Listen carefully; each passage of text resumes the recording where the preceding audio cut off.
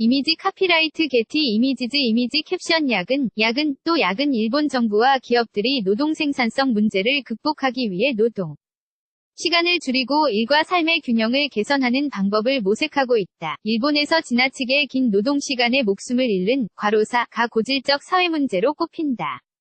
심지어 과로사가 산재로 인정되는 수준이다.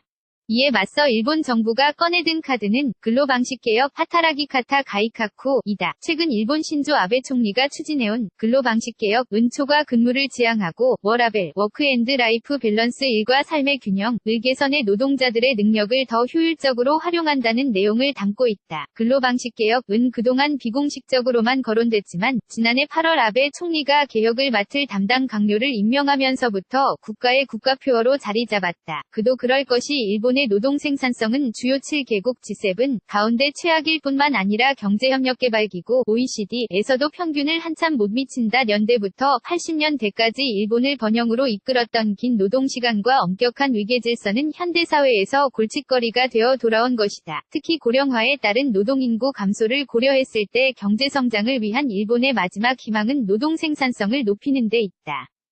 이미지 카피라이트 게티 이미지즈 이미지 캡션 일본 공장 노동자들 많은 일본 기업들은 정부의 근로방식개혁 표어를 따라 초과근무를 단속하고 노동자들이 일찍 퇴근하도록 강요했다. 기업들은 일정 시간이 지나면 사무실에 불을 끄거나 사전 허가 없이 초과근무를 금지하는 등 다양한 방법으로 근로 환경을 개선해 나갔다. 이 밖에도 재택근무를 도입하고 여성의 사회 진출을 격려했으며 자녀가 있는 직원들에게는 근무 시간을 줄여줬다. 일본의 한 주요 기업은 이메일의 끝에 근무시간 단축으로 답장이 늦어질 수 있다는 문구를 새기기도 했다. 노동방식개혁의 실효성 일본 정부가 근로방식개혁과 같이 사회 문제를 해결하기 위한 표어를 내건 것은 이번이 처음이 아니다. 공통된 목표를 위해 시민들을 동원하는 데 효과적이기 때문이다. 실제로 2005년 진행한 쿨비즈 캠페인은 성공적인 성과를 거뒀다. 한국에서도 인기를 끈 쿨비즈는 기업들이 여름철 에어컨 작동 시간을 줄이고 격식 없고 시원한 복장을 허용하는 제도다. 반면 일본 기업들이 최근 시도한 프리미엄 금요일은 실패로 돌아갔다. 프리미엄 금요일이란 매달 마지막 금요일에 직원들의 조기 퇴근을 격려하는 제도였다. 하지만 설문조사에 따르면 응답자 가운데 고작 3.7%만이 프리미엄 금요일에 일찍 퇴근한 것으로 집계됐다. 이미지 카피라이트 게티 이미지즈 이미지 캡션 또 다른 어려움은 일본의 뿌리 깊은 희생과 노력을 강조하는 정신적 가치다. 노동 방식 개혁은 얼마나 효과적일까? 최근 실행된 한 설문조사에 따르면 큰 기업들은 적극적으로 변화를 만들어가고 있는 데에 반해 비교적 작은 기업들은 자원 및 인력 부족으로 변화에 소극적인 것으로 나타났다. 또 소기업들은 대기업과 비교하면 기업 문화 변화로부터 얻는 홍보 효과가 미미해 개혁의 필요성을 느끼지 못한 것으로 보인다. 또 다른 걸림돌은 희생과 노력을 강조하는 노동 문화다. 일본 문화에서 뿌리 깊게 자리 잡은 관행을 한순간에 바꾸기란 쉽지 않다. 기업들이 노동 생산성을 올리고 재택근무를 가능케 하는 신기술에 자금을 투자하는 것을 꺼리고 있는 점. 또 근로방식개혁을 가로막고 있다. 무엇보다 노동문화를 개혁하기 외에 노동법을 둘러싼 전반적인 인프라 개선이 선제로 이뤄져야 한다. 일본에서는 무급 초과근무 등 노동법 위반이 만연하는데도 이를 처벌하는 사례는 거의 없다.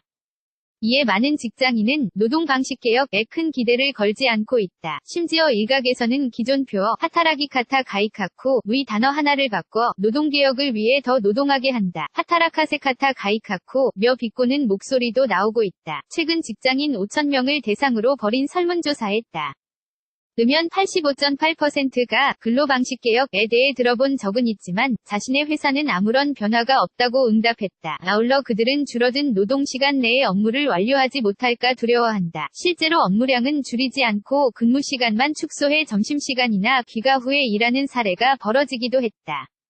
이미지 카피라이트 게티 이미지즈 이미지 캡션 일본 도쿄 지하철 내 지친 직장인들 노동문화가 진정으로 바뀌기 위해서는 비효율적인 노동시간과 노동 생산성에 대한 고민이 먼저 이뤄져야 한다. 지나치게 많은 회의와 복잡한 보고서, 세부사항에 대한 지나친 간섭 등은 노동 생산성의 걸림돌이다. 하지만 고강도 근무 환경에 익숙한 기업들은 새로운 노동 문화가 필요 낯설다. 실제 효과는 아직 미미하지만 일본의 근로방식개혁은 노동 생산성 극복을 위한 이상적인 시도다. 미국과 영국, 독일을 포함한 선진국에서도 노동 생산성 지수가 낮아지고 있으므로 일본의 사례에 관심이 쏠린다. 특히 한국도 일본과 유사한 경제체제와 노동문화를 갖고 있을 뿐만 아니라 고령화가 빠르게 진행되고 있어 일본의 노동개혁 시도가 시사하는 바가 크다.